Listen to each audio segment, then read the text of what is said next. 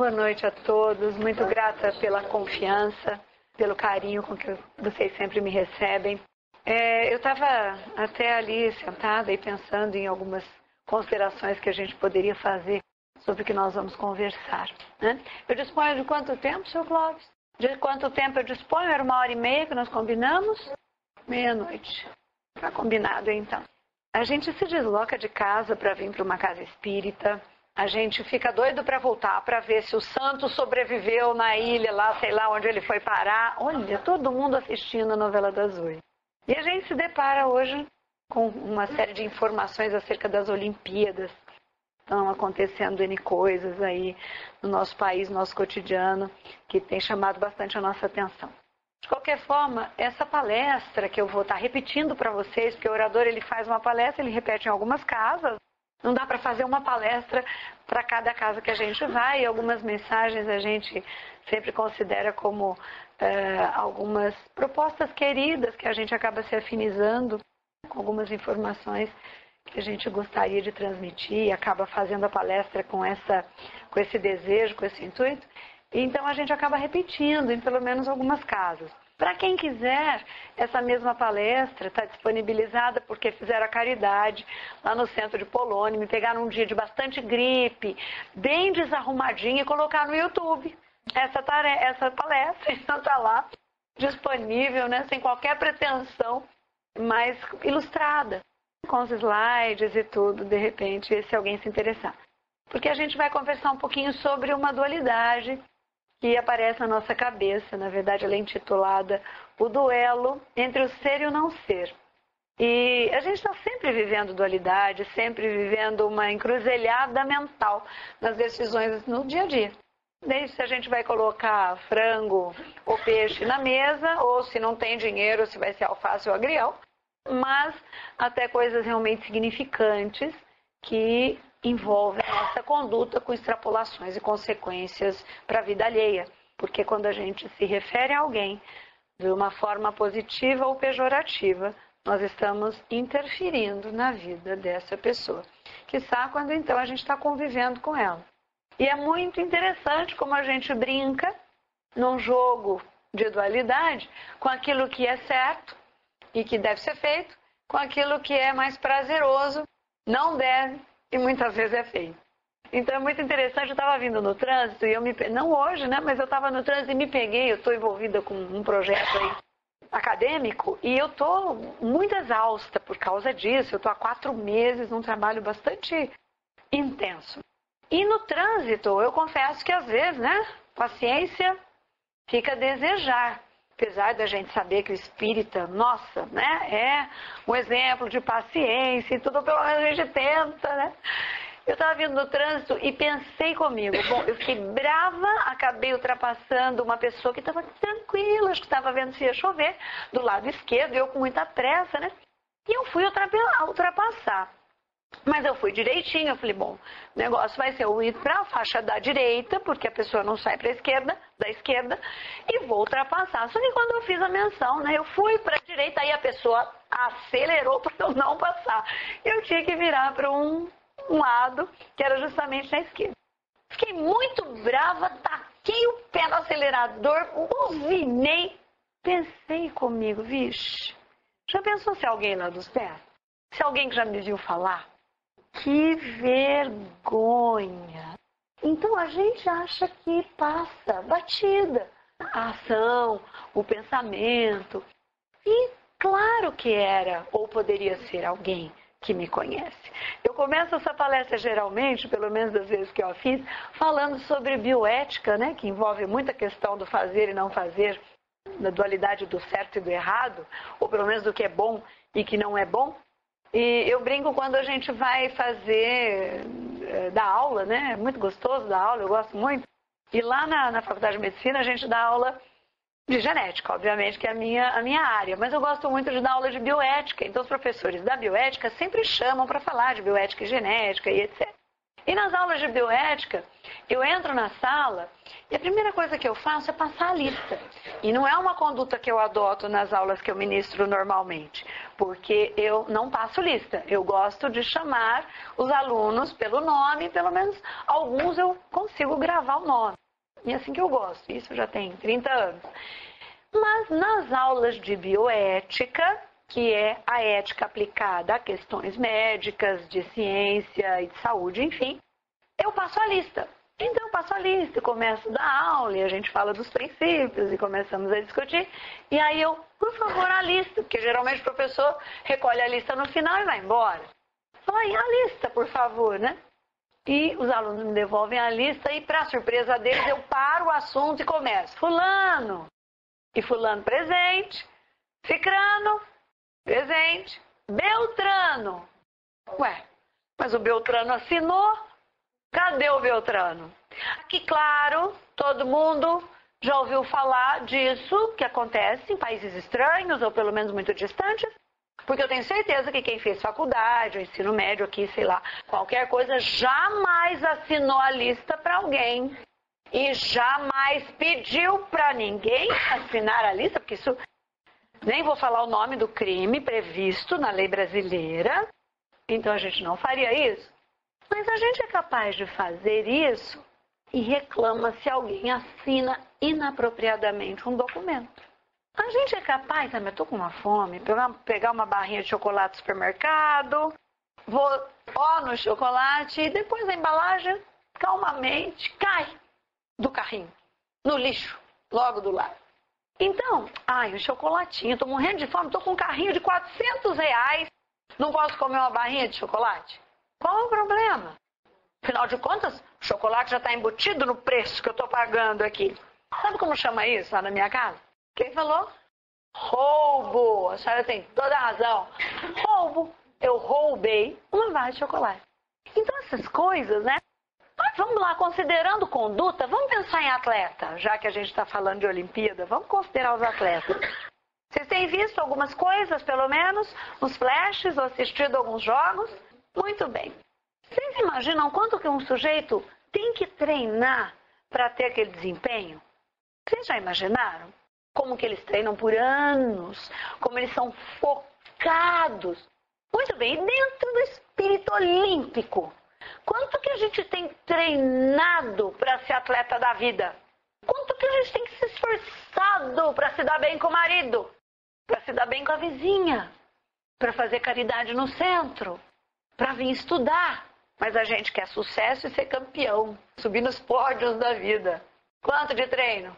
Quanto de esforço? Quanto de foco? De concentração?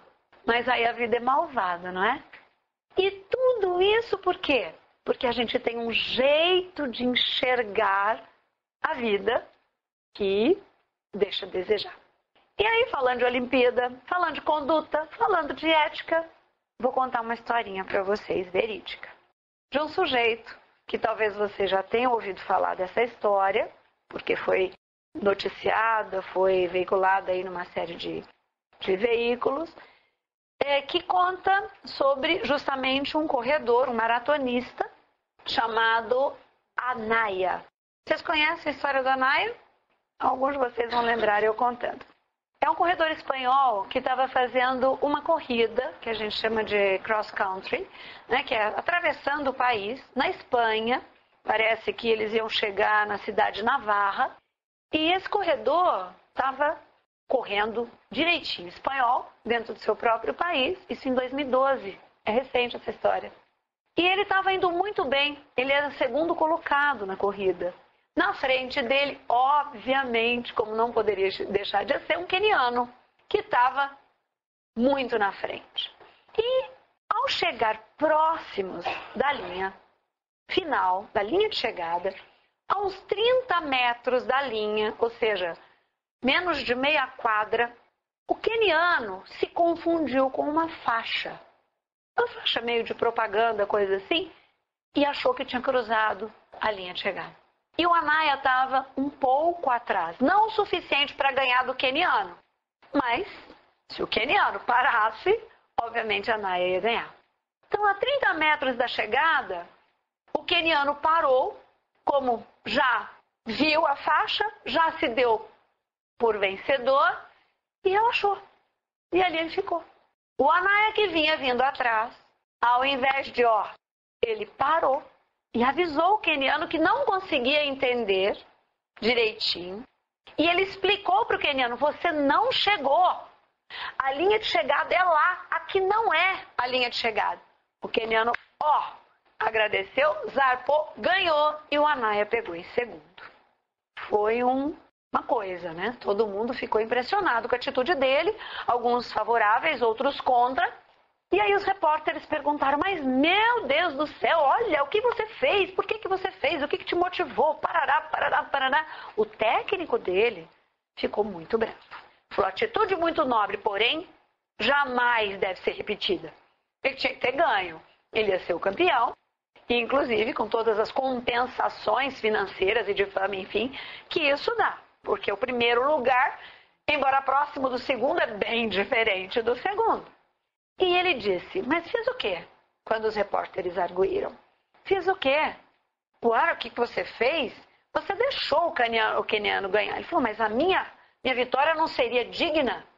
Não seria legítima? Qual seria o sabor de uma vitória em cima de um engano? E ele falou uma frase muito interessante, que esta frase ficou muito conhecida, que foi o que, na verdade, fez o maior sucesso na internet. Ele disse, se eu tivesse vencido, o que eu falaria para minha mãe? O que nós falaríamos para a nossa mãe? A gente é capaz de pegar uma lagartixa e transformar em borboleta? Difícil, né? Uma taturana? Não. Mas a gente consegue pegar uma lagarta, a gente não, né? Mas ao observar a lagarta, a gente vê que ela vira borboleta.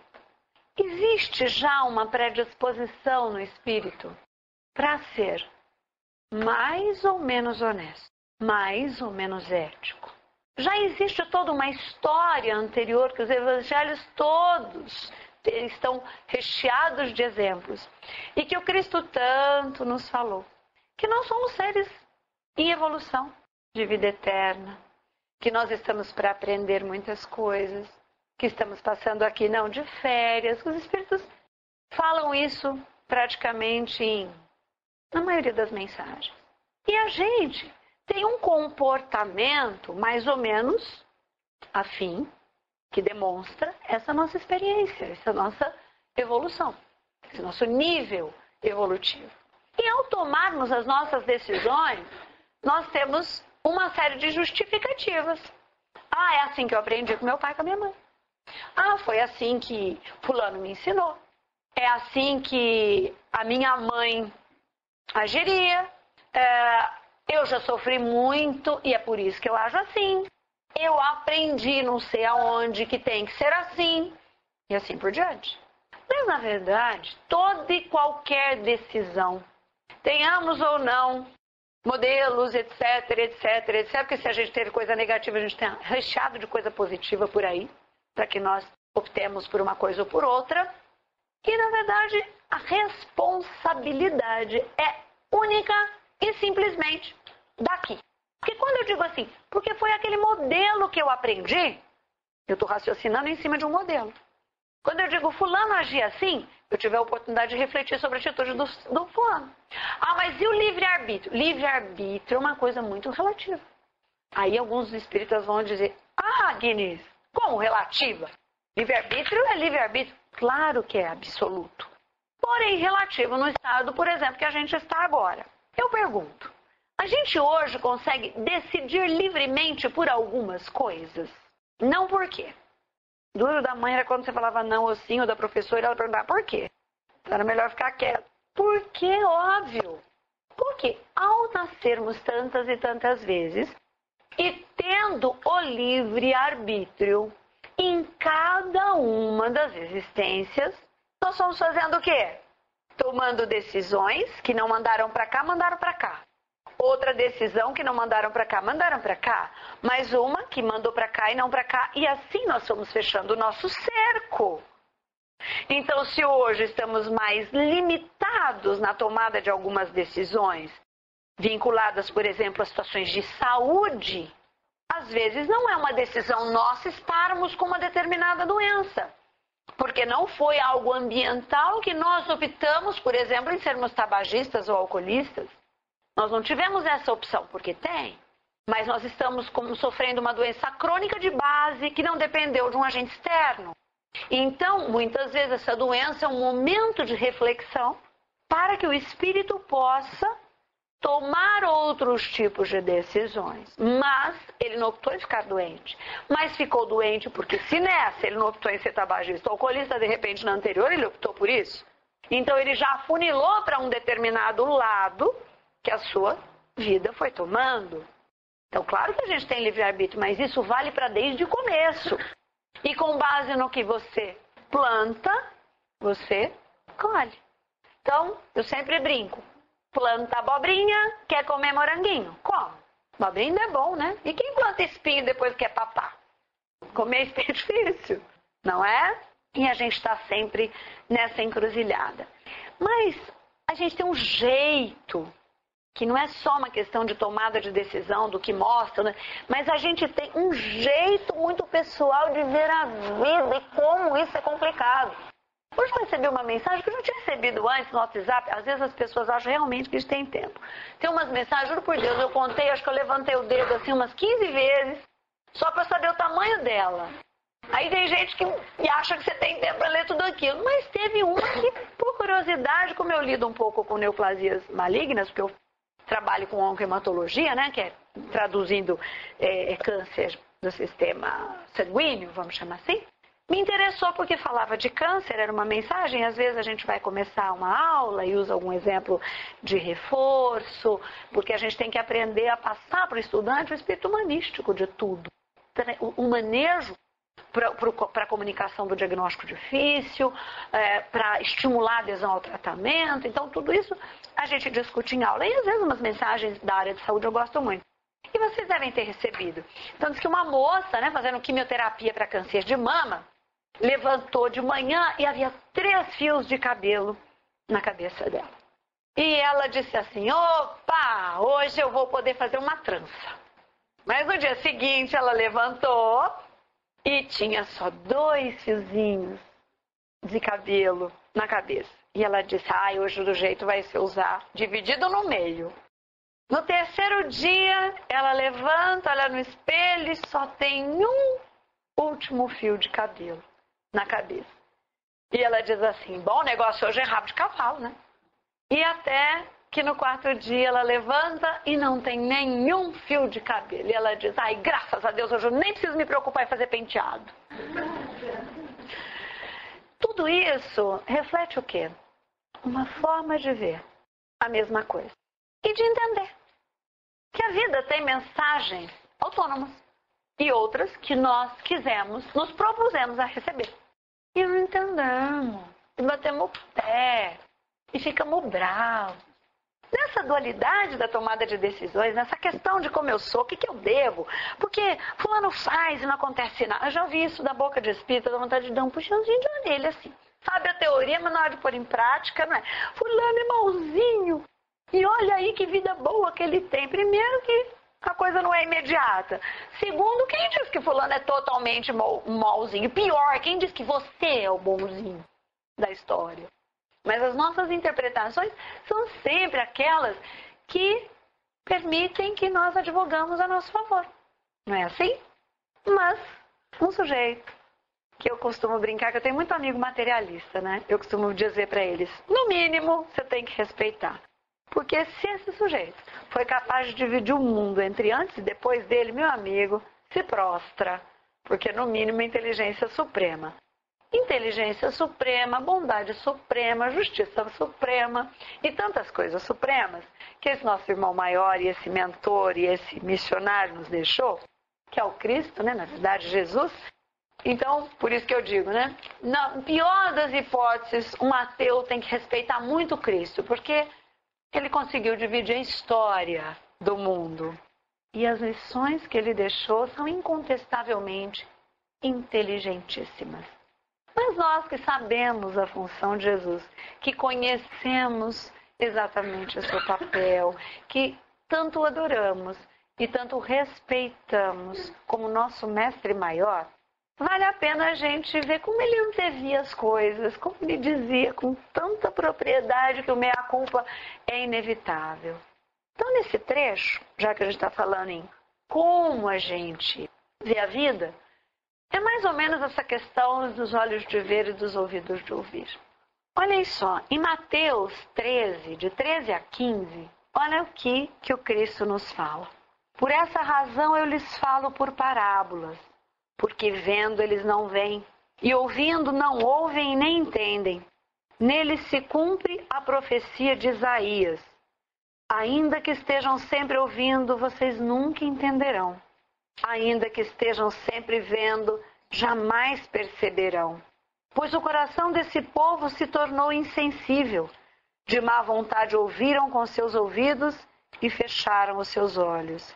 Se assim não fosse, poderiam ver com os olhos, ouvir com os ouvidos, entender com o coração e converter-se, e eu aí os curaria.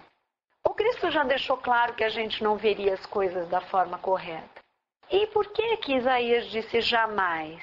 Jamais num contexto terreno para aquilo que Isaías previa. Nesse contexto, provavelmente no mundo vinculado talvez de provas e expiações, ainda um pouco no mundo de regeneração, mas jamais em mundos mais evoluídos do que isso. Então, Emmanuel também, no capítulo 7, na verdade na lição número 7 do Busque e Acharás, ele coloca algumas situações, eu separei aqui algumas, eu vou comentar com vocês, como que a gente equivocadamente enxerga a vida, diferente daquela moça que estava perdendo os cabelos. Como que nós temos o hábito de sermos pessimistas quando nós estamos adentrando uma casa que é puro otimismo, puro consolo, pura tranquilização diante de qualquer e até fatais sofrimentos. Mas não. A gente muitas vezes não leva a mensagem consoladora do Espiritismo, mas uma mensagem de que tudo vai se dissolver, que a justiça vai operar em mim de forma a aliviar-me dos sofrimentos, quando nós viemos aqui aprender que sofrimento é mola propulsora de evolução. Mas a gente não quer saber de sofrimento, eu também não quero, ninguém quer, claro que não. Mas evitemos os sofrimentos, dando ou colocando a semente certa do morango, não da abobrinha. Porque ao sairmos daqui, vamos lá e correr plantar abobrinha. Aí correndo para cá para comer morango, vai ser difícil. Mas Emmanuel coloca algumas situações muito interessantes. Aliás, são várias, né? E eu vou contando para vocês algumas delas. Ele diz assim que encargo difícil, ao contrário do que muita gente, encargo difícil costuma ser chamado de ônus, né? Ao contrário do que muita gente pensa, é bônus. Toda vez que você está com alguma coisa muito difícil para fazer na vida, ao invés de lastimar, faça direitinho. Das duas, uma. Você já vai resolver tudo, porque você está empenhado como um atleta firme no seu propósito de resolução, de chegar lá. Ou pelo menos você vai se adaptar tanto àquela dificuldade que você vai ter uma resiliência, ou seja, você vai enfrentar aquilo, tirando daquilo alguma coisa positiva. Mesmo que aquilo não passe absolutamente. A própria adaptação ao problema, a resignação, não no sentido de me entregar, mas estar resignado diante do fato em si, para aí tomar uma decisão com relação a ele, já faz todo o diferencial. Eu sempre falo que dos momentos em que me envergonhei na vida, alguns que fizeram parte envolvem a minha chegada à casa espírita, principalmente no trabalho de assistência social que a gente faz. Eu, Aguinaldo e Odair somos responsáveis pelo departamento de assistência social lá do centro. E a gente atende muitas famílias, muitas pessoas de idade que vêm dos bairros mais afastados que vocês podem imaginar de Rio Preto. Quantas e quantas vezes? Quando eu digo quantas e quantas vezes, significa que eu não aprendi da primeira. Isso que é mais bravo, né? Que deixa a gente mais chato, que deixa a gente mais bravo. Quantas e quantas vezes eu chegava lá, encostava meu carro ali dentro do centro, que lá nós temos um estacionamentozinho ali. Encostava meu carro tá pago, eu já tinha comido café da manhã, as minhas dívidas estavam pagas, a minha casa estava bem, os meus entes queridos com saúde. E por causa de uma coisa ou outra, de qualquer contrariedade, chegava brava de mau humor no centro. Já chegava, o pessoal vinha contar, porque tem que fazer isso, tem que... Ai, tá bom, gente, tá bom. De repente, Chegava uma pessoa de idade, uma das minhas queridas, vou chamar com todo respeito de velhinha, com um sorriso daqui e aqui, perninha enfaixada com úlcera, provocada por uma série de doenças crônicas, sem saúde, portanto, vinda lá não sei da onde, muitas vezes a pé, e me recebendo com um abraço delicioso, que dava uma vergonha de ter ficado mal-humorada, de não ter valorizado as condições que me levaram até ali. E pior que a vergonha eu não passei, como eu disse, uma só vez, mas mais vezes. Significa que eu errei reiteradamente. E significa que eu estou plantando abobrinha. Não é? E estou indo lá louquinha para depois ver se eu como um moranguinho. Costumo dizer que quando eu chegar no céu, embora passe por vários estágios em outros lugares, eu vou tomar algumas satisfações nesse sentido. Porque que eu não fixei alguns conhecimentos. Cumprimento do dever. Dever é uma coisa difícil. Eu já contei para vocês aqui o que o Chico definiu uma vez para a Andréa, que é aquela oradora, não sei se vocês conhecem, que toca violão. Uma vez ela perguntou, Chico, me dá uma definição aí de tentação. O que é isso, na verdade? E o Chico respondeu, minha filha, tentação é uma coisa que você corre dela, você corre dela, você corre dela. Mas você corre devagarinho, olha para trás, quem sabe ela te alcança, porque é bom demais. Porque se não fosse satisfazer prazeres, que eu vou usar a palavra feia, mundanos, não seria tentação. Ou alguém aqui já se viu extremamente tentado em praticar caridade? Não fique tão tentado a correr aqui e levar 5 livros para estudar em casa. Obras espíritas. Então a gente se equivoca. A tentação ela não tem relação nem direta nem indireta com o cumprimento de dever. Eu devo comer pouco. Invado a geladeira. Se eu tiver em TPM, então, e chocolate na casa, não vai salvar nem o da criança. Não é? Boba essa tentação. Mas quantas vezes as pessoas se veem tentadas a trair os seus cônjuges, por exemplo? E quantas vezes chegam às vias de fato? E o pior, com todas que a gente conversa, me arrependo. Achei que valia tanta pena. Grande coisa. Acontece o episódio, depois lá vem a culpa. Pior, além do seu que eu esperava, ainda vem uma culpa enorme. E o ônus da mentira, da traição, da enganação. Depois eu plantei abobrinha e vi que... Eu falando mal da abobrinha, gente, Giló, eu adoro abobrinha. Eu vou dar um outro exemplo. Eu plantei espinho e não aprendi. E aí que o Chico falou. Isso está satisfazendo instintos primitivos meus que me impedem de praticar boas condutas, fazendo com que depois eu arque com a responsabilidade das minhas ações e tenha que colher exatamente ou, de acordo com a misericórdia divina, não tão exatamente, com aquilo que eu plantei. Por outro lado, então, cumprir dever para a espiritualidade, na verdade, é libertação. Quando você pensa que você está preso em alguma coisa, você está se libertando e não sabe. Solidão. Os espíritos dizem que é a oportunidade de refletir sobre o seu papel na vida alheia. Ninguém gosta de mim. Ninguém me visita. Minha família, não vem um na minha casa. Uma vez que isso lá que eu era católica. Sacramento. Como ninguém te visita? Quantos você foi visitar na última semana? Não é você, tá? Vou te pegar de catarse. E você? Foi visitar a tia, o tio, o amigo. E vocês? Quantos amigos tem no Face? E no Instagram? Ficaram doentes recentemente? Quantos amigos foram visitar do Face? Ou do Instagram? Mas para fuçar na vida alheia tá assim de amigo. Então a gente tem que tomar muito cuidado. Das duas, uma. Ou nós não estamos buscando a essência da amizade, vinculada a um companheirismo, relação de confiança e de bem-querer. Ou nós estamos nos iludindo, achando que as pessoas têm que ser nossas amigas sem que nós sejamos amigas delas. Começa a frequentar uma casa espírita, para valer, dando sopa, reunião de estudos, indo fazer visita em asilos, vai numa ONG. Eu te desafio, em 15 dias você não arruma amigo.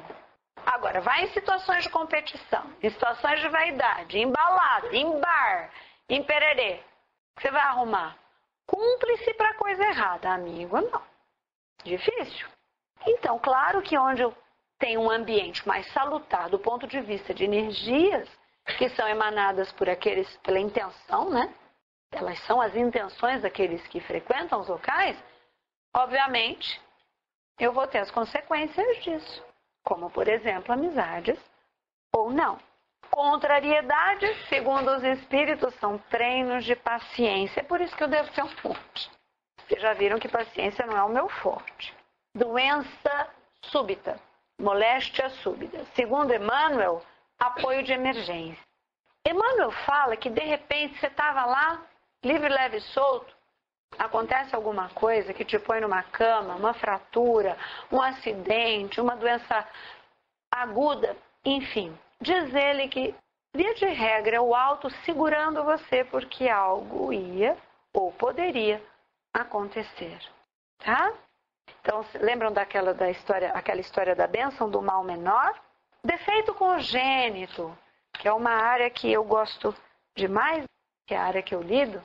Como entender que o Papai do Céu fez um bebê todo mal formado, aqui, naquela família que mora aos arredores de Mirassol, por exemplo, de Rio Preto, e fez os filhos tão bem formados de uma outra família que agora está passeando de iate, indo lá para sua casa, para sua ilha em Angra, com tudo maravilhoso e desenhadinho. Como que a justiça divina seria observada por olhos leigos nesse contexto? Se nós nascêssemos só uma vez. Toma lá, dá cá, mamãe mandou bater, você foi escolhido assim, você para ser assado. Tem justiça no acaso? Na escolha aleatória? Não tem justiça. Mas se tiver uma finalidade e várias oportunidades, está aqui na escola, meu amigo. Cada dia de aula é uma lição a ser aprendida. Não fez a lição direitinho, não gostava de estudar? O que o Papai do Céu vai fazer? Vai repetir a série. E a prova vai ser um pouco mais difícil, porque no plano espiritual não passa ninguém que não mereça passar. Não tem jeito de empurrar com a barriga. Aprovação continuada. Não tem isso no plano espiritual. Tá certo? Então, quando a gente tem, de repente, um dodóizinho mais acentuado, eu tenho um irmão que ele nasceu com atresia de esôfago. Para quem não sabe, não há comunicação entre esta parte, né, do tubo gástrico com o estômago. É uma continuidade, faz parte do tubo gástrico. E ele nasceu sem a continuidade. Então foram dar mamar para o nenê e não fazia cocô, porque o nenê não tinha jeito de entrar nada para poder sair. E aí ficaram muito preocupados e foram ver que ele não tinha essa continuidade. Ele fez várias cirurgias já de neném. Depois não deu certo nenhuma, abriram todas. Aí tiveram que pôr uma derivação para ele começar a sentir gostinho, comer, treinar. Toda a dinâmica bucomaxilar, tiveram que derivar. A comida entrava e saía por um cano. Aí puseram uma sonda direto no estômago, onde com uma seringa o nenê era alimentado. Até ele ter um peso adequado para tirar um pedaço do intestino. E aí ficaram todas as marcas embaixo da costela, o tórax deformou. Até que hoje ele é um menino bonitão e está muito bem. Mas ele passou por agruras por causa desse defeito congênito de nascença. E, verdade ou não, porque o livro dos médiuns nos ensina a ser cautelosos e João também, né? Mas 2 médiuns videntes em situações diferentes que nós não procuramos comunicaram à família que meu irmão foi um suicida de soda cáustica. Pode ser, tem relação. Nós só acreditamos um pouquinho, porque a gente não sai acreditando assim piamente nesse tipo de revelação, porque fenômeno não é o que nos interessa, seja o que for, ele tem que crescer como eu, como meu pai, minha mãe, como todo mundo. Mas nós só acreditamos um pouquinho mais porque eram pessoas que nunca tinham sido, não se conheciam em centros completamente diferentes, fora daqui, e falaram o nome soda cáustica, porque você pode dizer, suicidou tomando veneno, suicidou tomando remédio, mas a soda cáustica apareceu nas 2 revelações, então a gente acabou acreditando um pouquinho. Então, para mostrar que é uma opção, e aquele defeito, na verdade, era uma correção de dano. Vamos valorizar o que não foi valorizado? Aqui ninguém fuma, né? Ai, se a gente sabe disso, Clóvis, o que a gente faz? Chora, né? Não fazer. Beber então, imagina que alguém aqui bebe. Beber água, suco, guaraná, né? Pode beber uma bebida alcoólica, eventualmente, uma reunião de família. Claro, nós estamos falando do uso indevido de substâncias que levam à adição, ou seja, levam ao vício.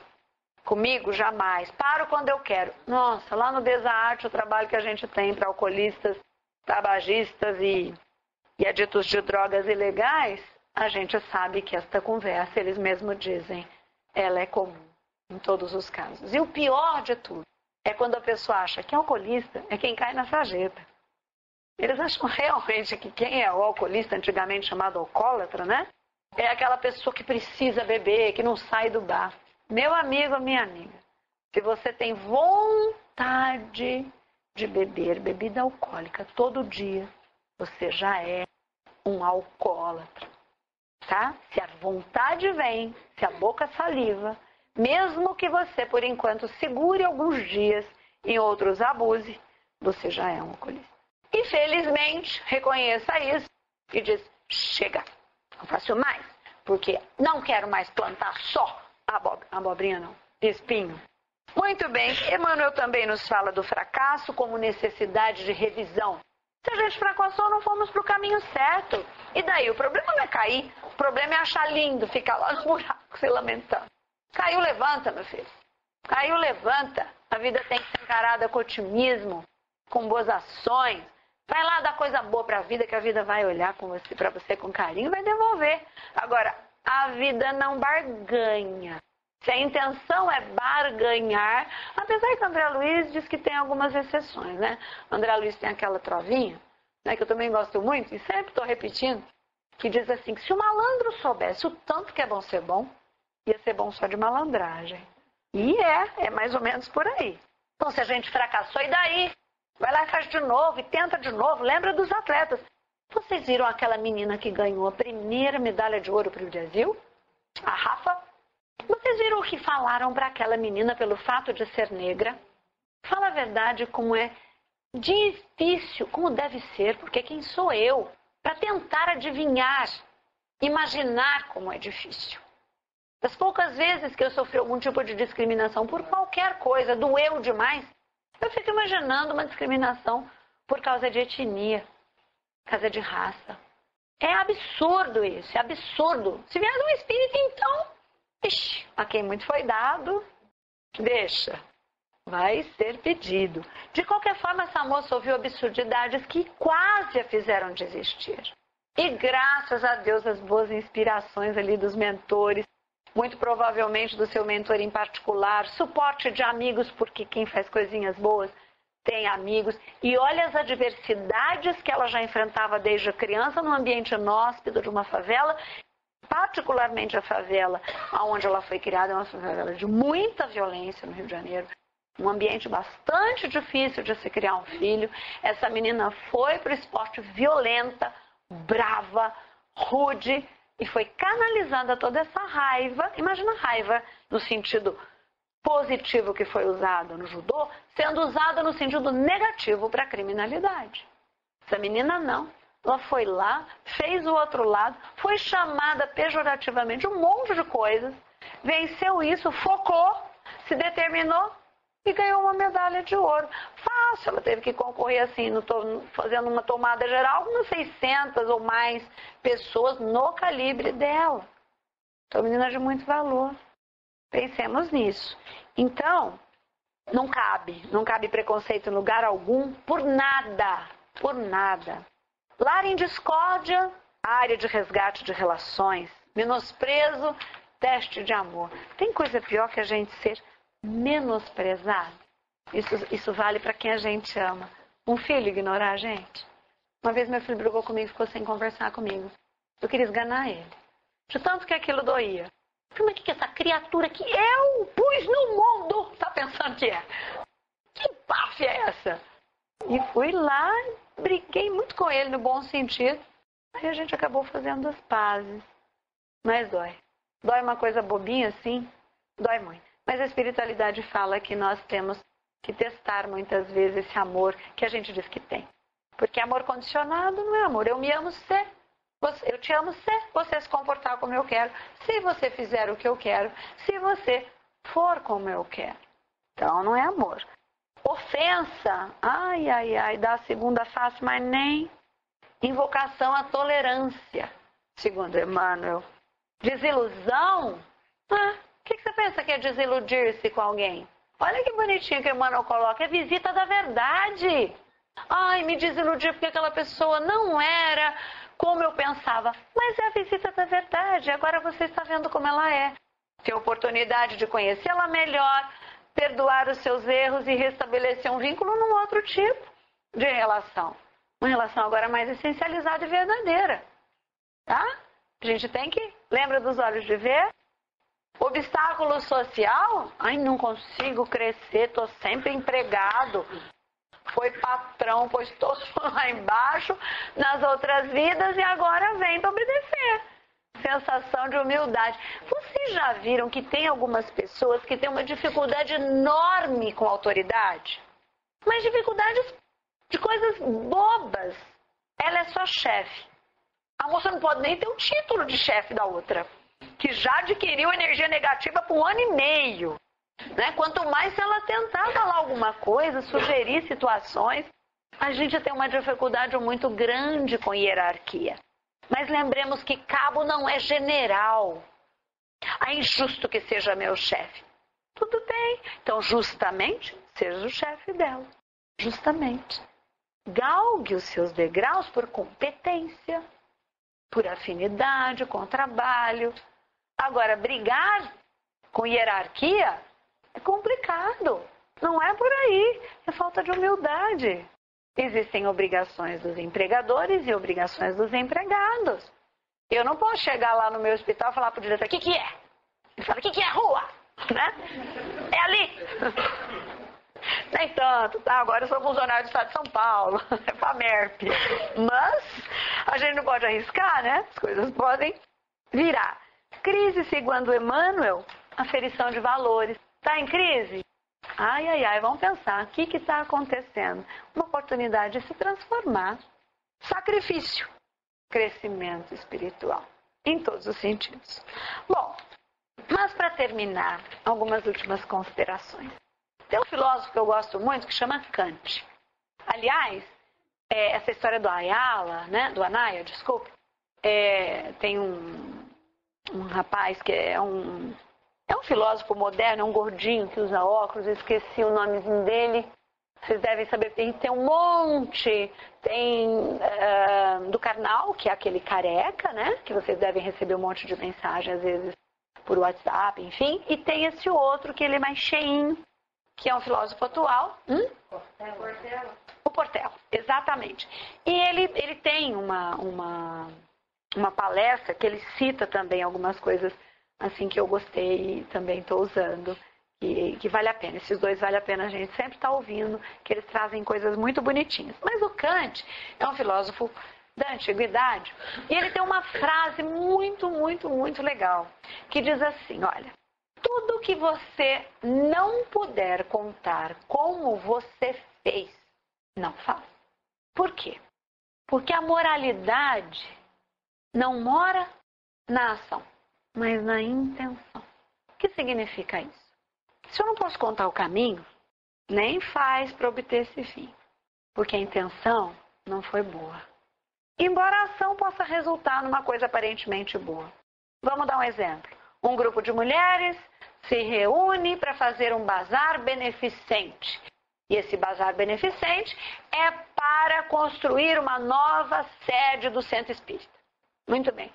Elas passam, vão na casa espírita, gostaram e falam, puxa vida, podia ser maior, podia fazer mais trabalho, nós temos condições de ajudar, porque as nossas amigas todas têm dinheiro, nós vamos fazer um bazar beneficente, vamos convidar, vamos pegar doação, parará, parará, parará.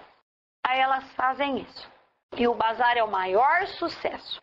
No ímpeto, no fundo, elas, durante toda a organização, apareceram na mídia, saíram das boas samaritanas, se enfeitaram e se vestiram das pessoas mais nobres da face da terra Engariaram fundos para diversos fins, inclusive para pagar reuniões em restaurantes chiques, onde o bazar era combinado.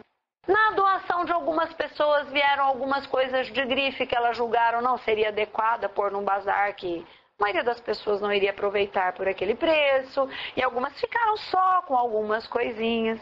Mas o bazar foi tão grande que resultou em 800 mil reais. Oh, quem dera um bazar, né? Um brechó, sei lá o quê. Foi bom, não foi? Uma nova sede foi construída. A ação é boa. Eu pergunto, existe moralidade na intenção? Então Kant diz, tudo que você for fazer, que você não puder contar como é que você fez, é melhor você não fazer.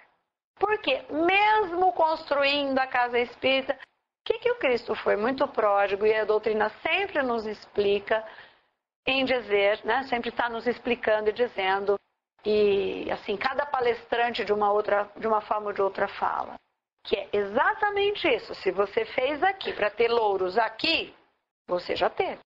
Então, aquela ação, mesmo sendo positiva, quando você ganhou fama, quando você ficou lindona lá, aparecendo para todo mundo como uma boa samaritana, sua fama foi aqui, parou e acabou. A tua intenção é que te levaria para outro sentido. E essa não houve. Então não adianta aqui. Tá? Paulo aos Coríntios, em 6,12, aquela famosa frase que a gente tanto usa. Tudo me é lícito, mas nem tudo me convém. E finalizando mesmo das nossas reflexões, dos nossos atletas, das nossas historinhas, a gente pode deixar 3 sugestões. Para mim também, tá? E lembrando a Naya também. Não suje a sua trajetória. Não corrompa a sua comunidade. E principalmente, não envergonhe a tua mãe. Muita paz.